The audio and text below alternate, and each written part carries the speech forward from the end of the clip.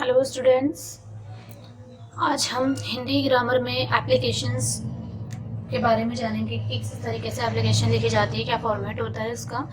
और जैसे कि आप सब जानते हैं कि हमारी हर क्लास में एप्लीकेशंस आती ही आती है। हमारे टॉपिक्स अलग अलग होते हैं, क्वेश्चंस अलग अलग होते हैं कि किस पर एप्लीकेशन लिखनी है, पर हमारा फॉर्मेट सबका ज़्यादातर एक सा ही होता है और ये एप्लीकेशंस आती ही हैं। हमारे निबंध और एप्लीकेशंस, प्रार्थना पत्र हमारे हर एग्ज़ाम में आते हैं। ठीक है, तो आज हम इसके बारे में जानेंगे। जो हमारा इसका फॉर्मेट है, सबसे पहले हमारा सेवा में, ठीक है, श्रीमान प्रधानाचार्य जी। अगर आपकी जो प्रिंसिपल हैं वो लेडीज हैं कोई, तो श्रीमती लिखेंगे और प्रधानाचार्य में या डंडा लगा देंगे, चार्य हो जाएगा। और अगर प्रिंसिपल आपके मेल हैं, जेंट्स हैं, तो आप श्रीमान प्रधानाचार्य जी लिखेंगे। ठीक है, तो श्रीमान प्रधानाचार्य जी, स्कूल का नाम लिखेंगे यहाँ पर आप, आपके स्कूल का जो भी नाम है या कॉलेज का। और फिर आप यहाँ पे स्थान लिखेंगे, जो भी आपका स्थान है, जो भी जगह है जहाँ पर स्कूल है आपका, उसका पूरा यहाँ पे एड्रेस लिखेंगे, स्थान लिखेंगे। फिर आ जाता है हमारा विषय, सब्जेक्ट, यानी कि किस सब्जेक्ट में, किस विषय में एप्लीकेशन लिखी जा रही है, वो यहाँ पर हमारा होना जरूरी होता है। कारण छुट्टी है तो छुट्टी के लिए लिखी जा रही है, या फिर स्कूल से या कॉलेज से प्रमाण पत्र यानी टीसी निकलवाने के लिए की जा रही है, शुल्क माफ कराने के लिए यानी कि फी माफ कराने के लिए।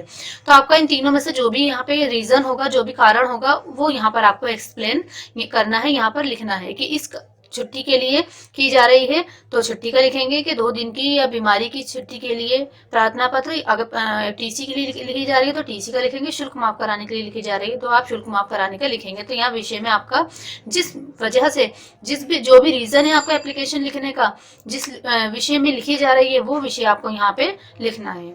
ठीक है, फिर हमारा यहाँ पे आप शुरू करेंगे महोदय। ये हमारा जो है वो सेम रहेगा एक दूसरे के नीचे, महोदय। सविनय निवेदन ये है कि मैं आपका नाम, यहाँ पे आपका नाम आएगा। फिर उसके बाद आपके विद्यालय का छात्र या छात्रा हूँ। ठीक है, छात्र हो तो छात्र लिखेंगे, छात्रा हूँ तो आप छात्रा लिखेंगे।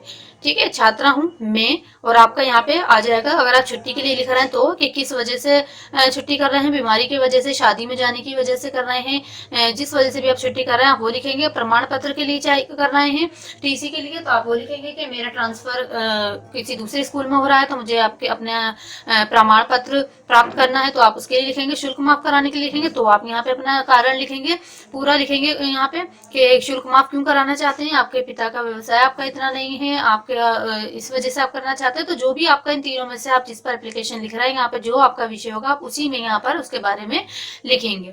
ठीक है, उसके बाद अतः आपसे निवेदन है कि आप मुझे दिनांक, अगर छुट्टी के लिए लिख रहे हैं तो इस तरीके से कि दिनांक इतने से लेकर इतने तक, यहाँ पे दिनांक डालेंगे जितने से छुट्टी चाहिए और जितने तक की चाहिए। ठीक है, छुट्टी डालेंगे तक की छुट्टी प्रदान करें। इसके लिए मैं आपका आभारी रहूंगा या रहूंगी। ठीक है, अगर लड़का है तो रहूंगा, लड़की है तो रहूंगी, दोनों में से एक लिखना है आपको। ठीक है, मैं इसके लिए आपका आभारी रहूंगा या रहूंगी, धन्यवाद। ठीक है, इसके बाद आपका आज्ञाकारी शिष्य या शिष्य। ठीक है, लड़का लिख रहा है तो शिष्य, लड़की लिख रही है तो शिष्य। ठीक है, आप यहाँ पे इस तरीके से लिखेंगे। फिर आपका आ जाएगा नाम, आपका जो भी नाम है आप यहाँ नाम लिखेंगे। फिर आएगा कक्षा यानी क्लास, आपकी जो क्लास है आप क्लास लिखेंगे विद उसके साथ अपना सेक्शन में। ठीक है, रोल नंबर लिखेंगे, आपका जो भी रोल नंबर है। और फिर यहाँ पे जब आज एप्लीकेशन लिख रहे हैं तो आप आज की तारीख यहाँ पर डालेंगे। ठीक है, आगे समझ में। तो हमारी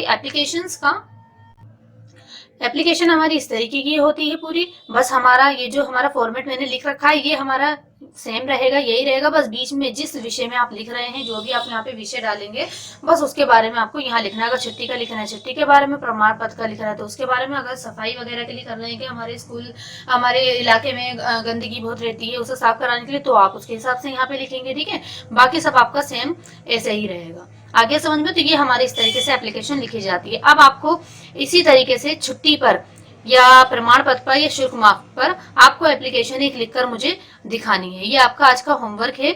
एक आपको निबंध लिखकर दिखाना है, जो मैंने निबंध के बारे में बताया है, और दूसरा आपको ये एप्लीकेशन लिखकर दिखानी है मुझे। ये अपनी डायरी में नोट कर लीजिए, जिस पर भी आप इन तीनों में से जो भी विषय पे लिखना चाहते हैं वो विषय यहाँ डाल के और इसे पूरा करके मुझे एप्लीकेशन लिखकर दिखाइए।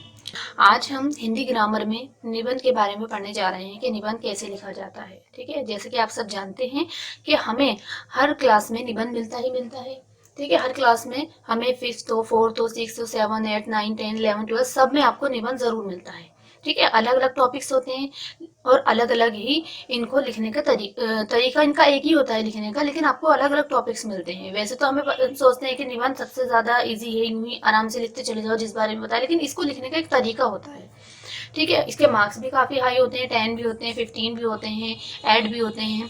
ठीक है, तो इसलिए हमें इसे लिखने का तरीका पता होना चाहिए। अगर हमें इसे लिखने का तरीका पता है तो हम बहुत ही आसानी से निबंध को लिख लेंगे, और जितने पेजेस का होगा, 3 का होगा, 4 का होगा, उसे एक्सप्लेन करते जाएंगे। खुद ब खुद हमारे दिमाग में आता जाएगा कि हाँ, इस तरीके से हमें इसे एक्सप्लेन करते हुए बताते चले जाना है। तो आज का जो हमारा टॉपिक है वो है विज्ञान। ठीक है, यानी कि साइंस, विज्ञान वरदान या अभिशाप। ठीक है, तो हमें आज इस टॉपिक पर निबंध लिखना है। किस तरीके से? इन पॉइंट्स की सहायता से। मैंने आपको ये पॉइंट्स लिख कर दे रखे हैं आप इन पॉइंट्स की सहायता से आप इस निबंध को पूरा करेंगे तो सबसे पहले हमारा दे रखा है उन्होंने भूमिका प्रस्तावना। मैंने जैसे कि आपको बताया है कि हमारा जो भूमिका प्रस्तावना है ये हमारा हर निबंध में होता है। हमारा फर्स्ट ही पॉइंट जो है वो हर निबंध में होगा क्योंकि जैसे कि हम विज्ञान पर लिख रहे हैं कि विज्ञान हमारे लिए अभिशाप है या वरदान है। तो सबसे पहले भूमिका प्रस्तावना यानी कि रोल प्रेफरेंस, इसके अंदर सबसे पहले हम हेडिंग डाल के ये लिखेंगे कि इस विज्ञान के बारे में लिखेंगे कि विज्ञान क्या है, इसका अर्थ क्या है, इसका महत्व क्या है, इन सब के बारे में लिखेंगे।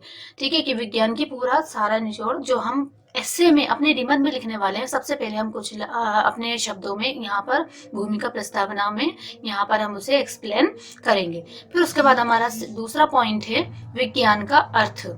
फिर आप लिखेंगे हेडिंग डालकर इसको विज्ञान का अर्थ, कि विज्ञान का अर्थ क्या है।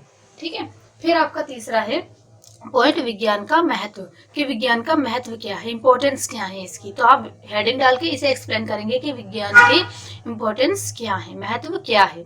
ठीक है, फिर चौथे पॉइंट में आप विज्ञान के प्रभाव यानी कि इफेक्ट, कि विज्ञान के इफेक्ट्स क्या पड़ते हैं, प्रभाव क्या पड़ता है हमारी लाइफ में। ठीक है, आप उसके बारे में एक्सप्लेन करेंगे। फिर यहाँ पर फिर आपका विज्ञान के लाभ। ठीक है, तो आप यहाँ पे विज्ञान के लाभ हेडिंग डाल के उसके बारे में एक्सप्लेन करेंगे कि विज्ञान से हमें क्या लाभ मिल रहा है। ठीक है, विज्ञान के लाभ क्या क्या हैं, कौन कौन से हैं। ठीक है, तो आप उसके बारे में यहाँ पर एक्सप्लेन करेंगे। फिर उसके बाद आपका विज्ञान की हानियां, लाभ है तो हानियां भी होगी। ठीक है, फिर आप एक्सप्लेन करेंगे हानियों के बारे में कि अगर विज्ञान के लाभ हैं तो विज्ञान की हानियां कौन कौन सी हैं, किस तरीके से हमें हानि पहुंचाता है, या इसकी हानियां किस तरीके की हैं, कौन कौन सी, किस किस चीज में है, आप उसके बारे में एक्सप्लेन करेंगे। फिर आपका उपाय, आखिरी पॉइंट, इसका उपाय क्या है। अगर हानियां हैं, लाभ है, तो फिर इसका विज्ञान का अर्थ, विज्ञान वरदान या अभिशाप के बारे में, इसका उपाय के बारे में आप लिखेंगे कि इसका क्या उपाय है, यानी कि क्या सॉल्यूशन है। ठीक है, तो समझ आ गया आपको किस तरीके से हमें इन पॉइंट्स की सहायता से हमें पूरा निबंध कंप्लीट करना है, और बहुत ही अच्छे से आप कर लेंगे, क्योंकि सभी जानते हैं विज्ञान के बारे में, साइंस के बारे में, आपने बुक्स पढ़ी हैं उनके उसके बारे में भी जानते हैं कि साइंस क्या होती है, विज्ञान क्या होता है। ठीक है, आप उसका अर्थ, महत्व, प्रभाव, लाभ, हानियां और उपाय पूरी अच्छी तरीके से इसे एक्सप्लेन करते हुए इस निबंध को कंप्लीट करेंगे। ठीक है, आगे समझ।